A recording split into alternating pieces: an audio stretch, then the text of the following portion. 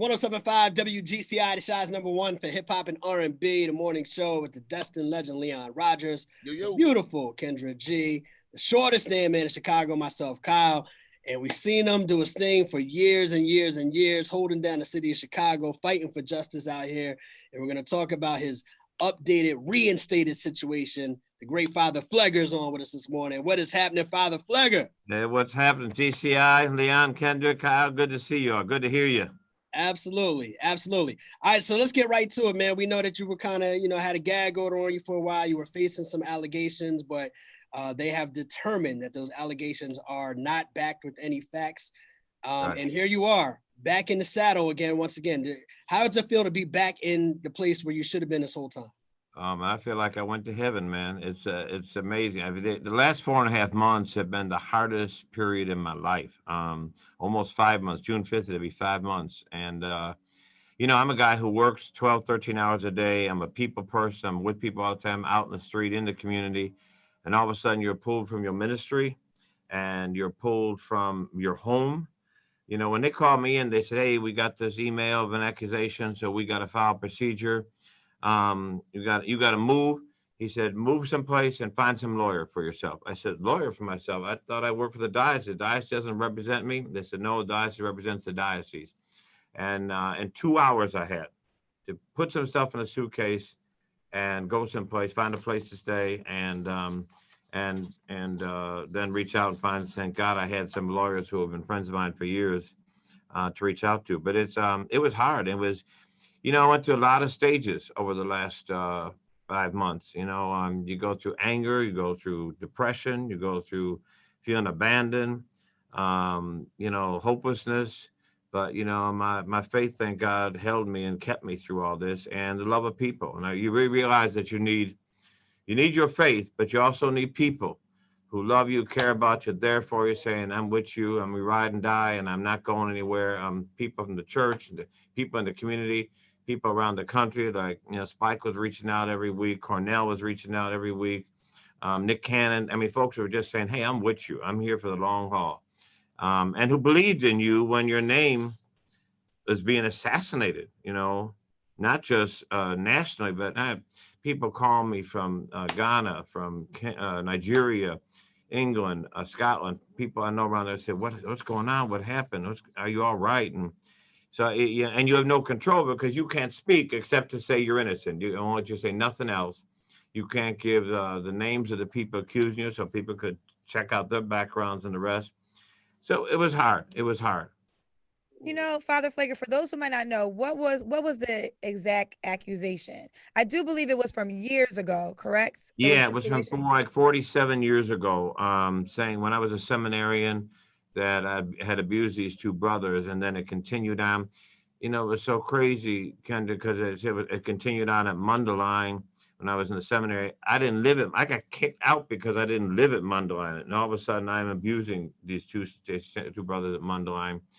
And then on with carried on for about 6-7 years. I think one of the things you realize in this culture of society in which we live now, how vulnerable you are. Mm-hmm. Somebody comes out and attacks you. It could happen to anyone. It could happen to any one of you at the station here. It happened to me, and all of a sudden your name is assassinated, and although we have a justice system that says you're innocent until proven guilty, that's not the world we live in right now. You're guilty until you prove yourself innocent. Mm. And especially when you're uprooted, moved, and when they told me this, when the cardinal called me in on this on January 5th, he said, yeah, you got 2 hours to move, and we're putting a press release out about this removal in 2 hours. I said, well, hold a minute, no investigation, no checking of facts, no nothing.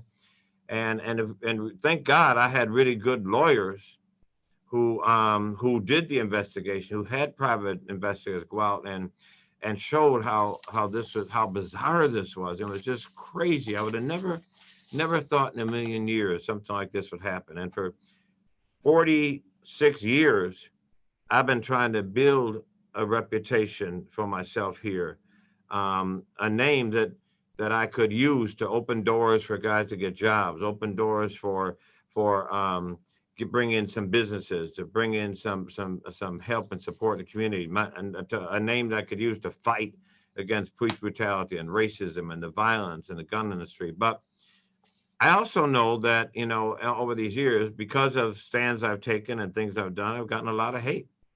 You know, NRA came after me. The Billboard company arrested me, filed a $100,000 lawsuit some years ago. Remember, there was 10 and a half years I had police bodyguards assigned to me because of the threats on my life from the Chicago Police Department. So it's been deep, and I don't mind the hate's going to come with it. If you go take stands, you're going to get hate.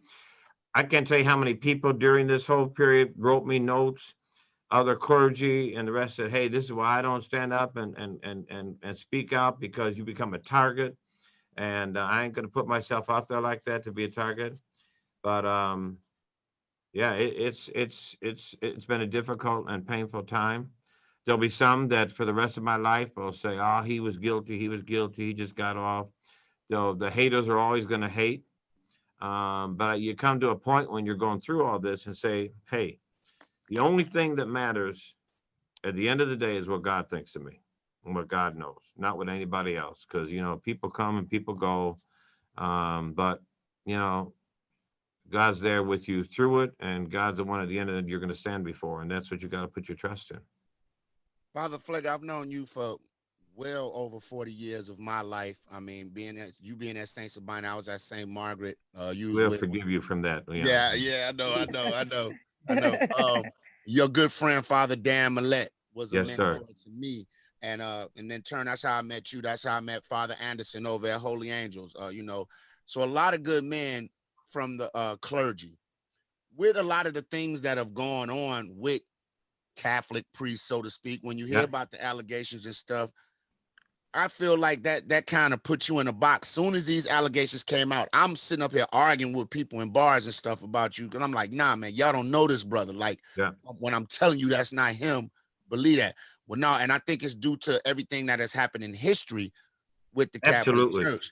And I also feel like, man, sometimes they just want to take people, no matter what skin color, who are doing good for our people, Black people, out of those situations so we can continue to struggle. What is it like for you having to deal with that? I know you spoke on the haters, but internally, like, sometimes have you ever been scared about, like, well, maybe I shouldn't be doing this. Maybe I shouldn't align myself with Farrakhan, even though that's my man, and they're not preaching hate against any other race. They're just preaching have pride in ourselves. How does that make you feel sometimes? Do you have inner turmoil with that? Yeah, good question, Leon. I mean, first of all, the point that you made, the Catholic Church has a horrible history on abuse, a horrible history, and they covered it up. They transferred priests from here to there, all over the place, moving them around.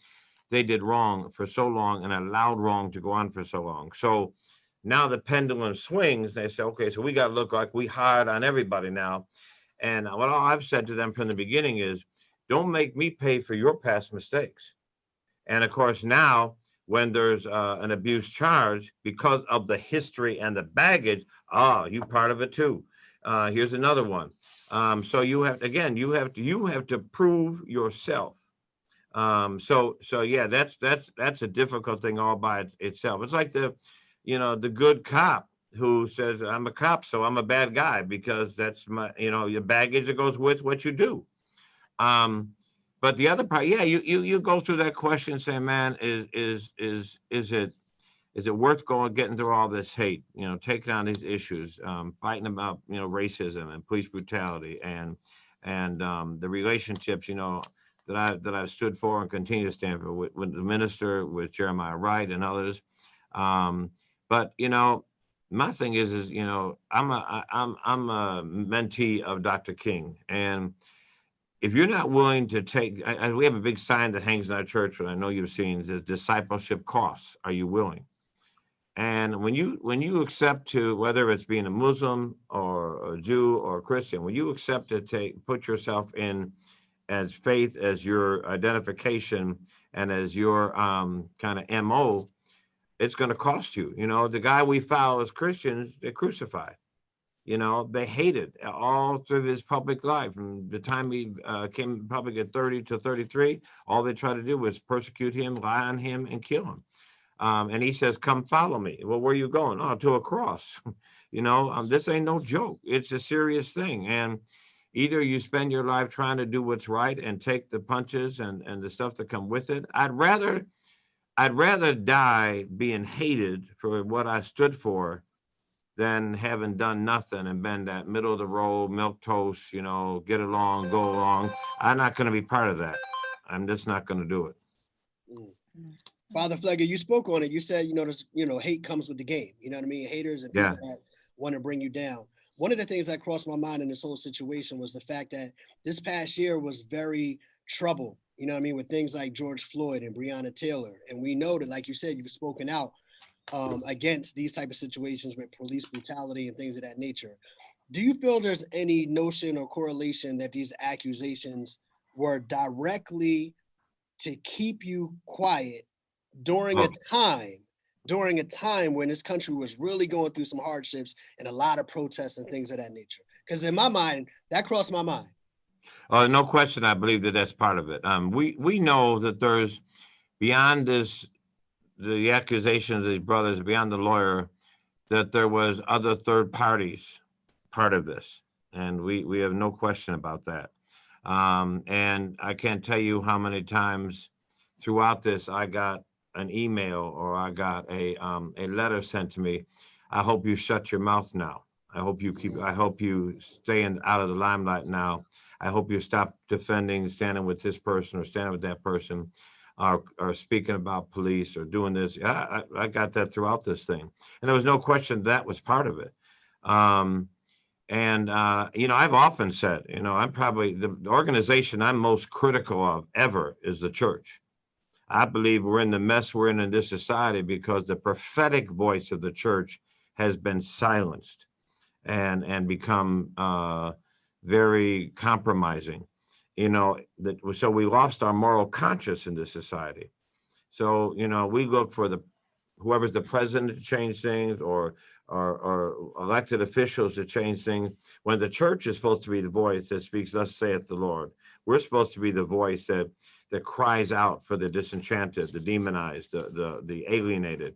And the church has become quiet.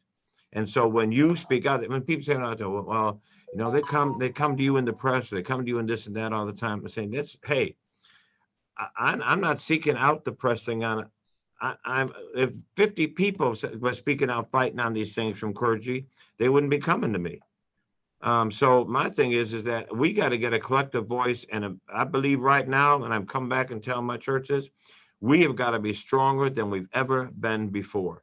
And we've got to become more aggressive. I said in December, before all this happened, I said, coming into 2021, the theme of our church is going to be invasion. We're going to invade the government. We're going to invade the community with righteousness and with truth and with the power of God. I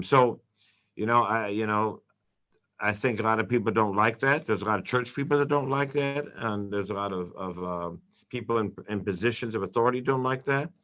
But, if we're not doing that, then why be church? Why am I out here at all? The church's voice needs to get stronger and needs to come out strong and to be out in the community serving. And so, I've come back ready to do it. I said, at the press conference on Monday, when I would get into my real pity parties and feel bad and feel hurt and I'm crying and I'm angry and all this stuff, I would think about all the people over at county jail or Statesville or other, prisons who are sitting there who were innocent, who were accused. They didn't have any lawyers to help them out. They didn't have the resources. Some of them never even had family members or brothers in the street that stayed in connection with them. They just felt totally alienated. So, I'm blessed. In spite of as painful and horrible and the nightmare this has been, I had a place to stay. I had people that loved me, and I had good lawyers. So, I have more than most people that go through false accusations have. You know, Father Pfleger, I know you are a man of faith, but this last month, did you find any moment when you were questioning God and then maybe your faith was also in question? I asked you that because, I mean, you are on a different level of faith than I am, but I remember my mom passed. No. I think you are. I think you are a strong. I think I'm gonna use you to get into heaven. If you didn't know that, I'm putting you on. Like I'm gonna say, this is the people I know that's gonna get me to heaven, Jesus. But nevertheless, I remember my mom died. I was so mad at God because it was just I wasn't prepared for it, and I was a strong believer, but I found myself angry. So I just wonder, the last 5 months, was there ever a moment when you questioned God in this situation? Absolutely. I went through times when I was angry at God, and said, why? Why am I going to, why is this happening to me? When I felt abandoned by him and said, I've tried to build you a strong church. I've tried to be a voice for the gospel and for the kingdom out here. I've tried to do it. And now I'm in this situation. And I went through that. Luckily, I'm a person that believes God can handle our anger. God can handle when we get mad at him. God can handle when we curse him out. And when we begin to question and doubt him, and has he left us? Does he no longer hear me? God can handle all that. But it's like I've described it to some others, like, if you have a really best friend, and you love them, they love you, and they with you, you're ride or die. But you go through a period where something happened or an incident happened, they didn't say something, or they did say something, and you just step back like, we can't talk right now. You're just going to take a space. Doesn't mean I don't love you, I don't believe in you, I don't care for you, but we just got to take a moment here of space. And if God calls us a friend of his and we're a friend of God, I believe we can do that with that best friend too. Say, okay, I need a moment. There was a couple of days where I couldn't pray. I just need to step back. And didn't mean I didn't believe in him. Didn't mean I didn't trust him. Didn't mean I love him. But I need space for a minute to just get myself regrouped. So I think, we're still humans with our spiritual being. And I think we go through those stages like we do with any other people that we love and care about. And I think it's important to acknowledge those stages and to go through the process, because it's really, I think, unhelpful to people to just, to tell people, well, your faith is weak. Just keep strong in your faith. Just keep strong in your faith. Okay. But today's not a good day. Today I'm struggling. And I think for people who lose loved ones to gun violence, or people who just lose people to sickness, or a parent, like you're saying, and other things, or a good friend who all of a sudden get told they have cancer, or all the tragedies and challenges of life we go through, I think we're not helpful to people if we just tell them, well, just trust and just believe God, and don't say things like that. Don't say you're mad at God. Don't say you're angry with God. No. Process it. Go through it. Talk about it. Share it. Be honest with yourself. Be transparent. Because if you don't process it, it's in you. And it's going to come out some other way on some other person that doesn't deserve it. Well, I got a question. So for a long time, men of the cloth, especially in the Catholic faith, have not been allowed to take wives. Do you think they should change that? Like, would that cut down on a lot of BS if you just allow these men to have wives or whatever, but still be men of the cloth and preach the word? I absolutely think the priest should be married. There's no question about that. As well as I think women should be allowed to be priests. Peter, the first pope of the Catholic Church, was married. But I think that it's an important thing. We got to move toward that. I don't know if that would, that's the answer to cutting down on the problem. It may bring some new problems, but I think, right. Yeah. but I think that ought to be a choice that people can make, and not a requirement. In order to be a priest, I can't be married. I adopted 3 sons and went through a fight with the church, just like Father Clemens did. But I think that I don't think your requirement to be a good priest means you being single. I think it is very important that you, like in any marriage, in any relationship, that you have to marry somebody that is okay with your life and what you're choosing. You know, like on the other clergy, you know, if you're, you know, if I, although there were for years that I wanted to get married, I realized years later, if I got married, my wife would divorce me in a second, because I mean, I'm working 12, 13 hours a day. Right. She, well, what the hell are you doing with me? Where am I at in here? And say, you know, you along for the ride, but it wouldn't be fair to her. But you know, I think I think you ought to be given the choice, I guess, and then you make the decision whether you're going to be single, whether you're going to be married. But I tell you, I'm 72 now. I don't want to be married now. I've been single for so long and not have. Uh-oh. God stopped him before he said something wrong. God froze him. Like, hold on, don't say that. Okay. What? You got frozen. I was gonna say technically you was off for 5 months. You know, technically you had freedom for 5 months, Father Pfleger. I can't chill out now. Can't chill out now, Candy. Don't get in my business. I mean, you was on vacation. What they want, they can't be mad at you. The last 5 months, they're like, what happens in Vegas? What happens in the last 5 months, Father Pfleger? You got to pass. No, just to clear it up for your listeners. Right. Ain't nothing happened. I don't want to be put out for another 5 months. Right. Because there's a lot of aunties out there scheming on you, Father Pfleger. They're like, ooh, blue eyes. He got that church money. He got that church money. And blue eyes, baby. Dude, no, listen, for 5 months, being out on your own, my most expensive costs for the last 5 months were DoorDash and Instacart. That sounds like a day at the Rogers house. Well, listen, Father Pfleger, one thing for sure is... No, hold on, Cal. No. We're not going to let him get out of here without addressing these allegations.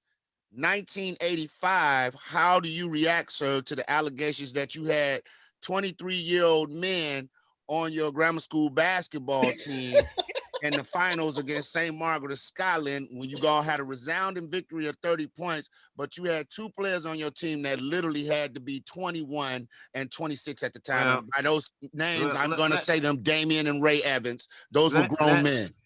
Let me just say this to you once and for all. Unfortunately, you were the Trump of fake news before there was Trump. Like him, you have never been able to deal with the truth that you lost. You lost. You didn't have the skill, didn't have the talent.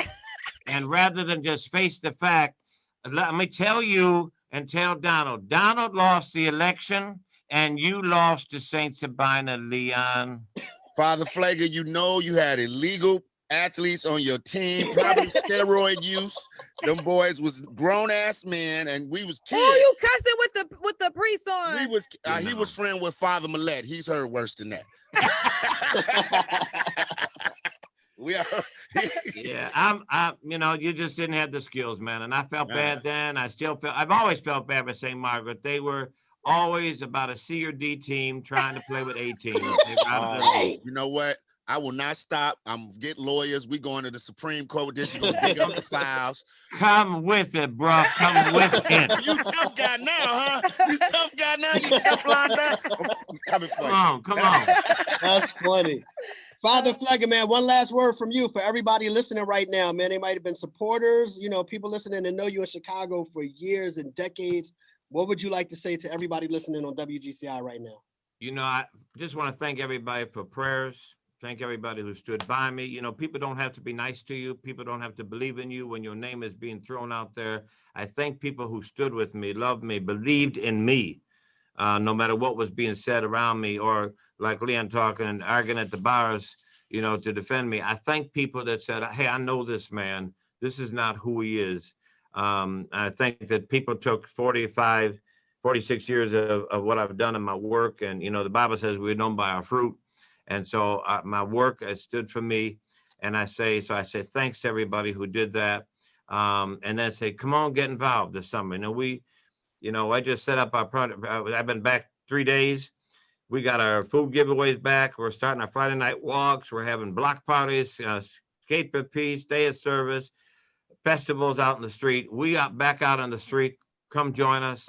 Reach out to St. Sabina. We'd love to have you a part of us, because the past is done. It was horrible. I got some scars from it, but you know what? I'm back now and back to serve the community, and that's what I'm here for.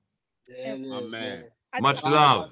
I just want to say from the bottom of our hearts, we love you so much. We supported you the whole time, and we are just so happy to see you back. But we love you so much. We love you so much. I love you, Kendra, Leon, and Kyle. Thank you all so much. I love Kyle and Kendra, Leon. Yeah, I love you too. I'm getting ready to say, man, I remember the Camaro, man. You can't do me like that. I remember the Camaro. Okay, enough, Leon. We'll see you soon, Father Pfleger, man. Yes. We appreciate the time, man. Love, man. That's it. Love y'all. Yeah.